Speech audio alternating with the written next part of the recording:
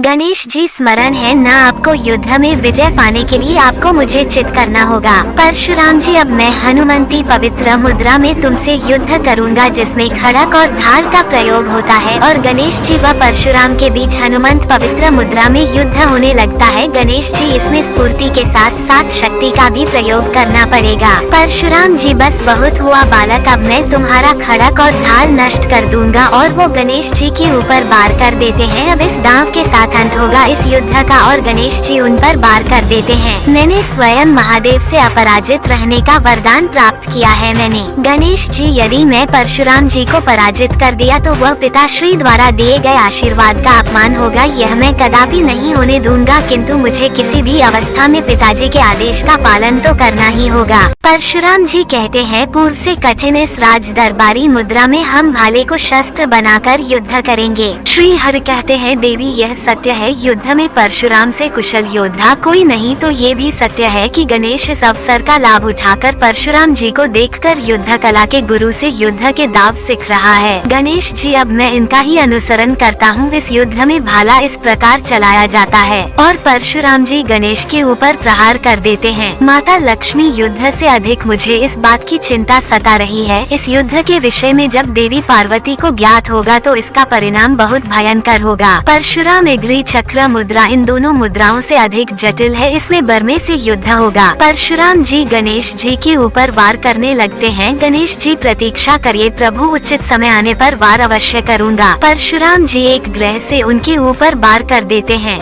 परशुराम जी कहते हैं, युद्ध में और चतुराई दिखाने का अवसर नहीं दूंगा बालक। और परशुराम जी गोल घेरे में दौड़ने लगते हैं। श्री हरि नारायण कहते हैं, परशुराम अपनी शक्ति को संचालित कर रहे हैं। प्रभु, आपकी दुश्मनी मुझसे है, मैंने आपको रोका है। प्रकृति और अंतरिक्ष में इन ग्रहों का कोई दोष नहीं है, इसलिए मेरा आपसे निवेदन है, अपने क्रोध से इनका विनाश मत कीजिए। परशुराम जी, तुम्हें पराजित करने के लिए जो भी बस में होगा वह मैं करूँगा। गणेश जी, जो आपको उचित लगे प्रभु। और परशुराम जी उनसे अंतरिक्ष में युद्ध करने लगते हैं। परशुराम जी युद्ध करते हुए पृथ्वी की ओर जाने लगते हैं। तभी गणेश जी अपनी शूल से उन पर प्रहार कर देते हैं। परशुराम जी कहते हैं, बस बालक, तुमने मुझे वह करने पर भी बस कर दिया है जो मैं नहीं करना चाहता। तुम्हें रोकने का मात्र एक ही उपाय है, अब मुझे तुम्हारे ऊपर दिव्यास्त्र से प्रयोग करना हो। परशुराम जी कहते हैं, तुम्हारे पिता महादेव मेरे गुरु के परिसु से कोई भी सुरक्षित नहीं, तुम भी नहीं बालक। नारद मुनि कहते हैं, प्रभु कुछ कीजिए अन्यथा अनर्थ हो जाएगा। और परशुराम जी गणेश जी के ऊपर अपने परिसु से प्रहार कर देते हैं। परशुराम जी कहते हैं, हे तुम में सामर्थ्य जो मेरे परिसु को रोक सको। गणेश जी कहते हैं, पिताजी आपने जो परिसु अपने प्रिय भक्त को प्रदान किया है उसका सामना नहीं कर सकता मैं, क्योंकि मैंने उसे रोका तो वह आपका अपमान होगा। बालखिले ऋषि कहते हैं, हमारी पूजा संपन्न हुई और परसों के प्रहार से गणेश जी का दांत टूट जाता है और वो अपनी माँ को पुकारने लगते हैं और गणेश मूर्छित होकर जमीन पर गिर जाते हैं।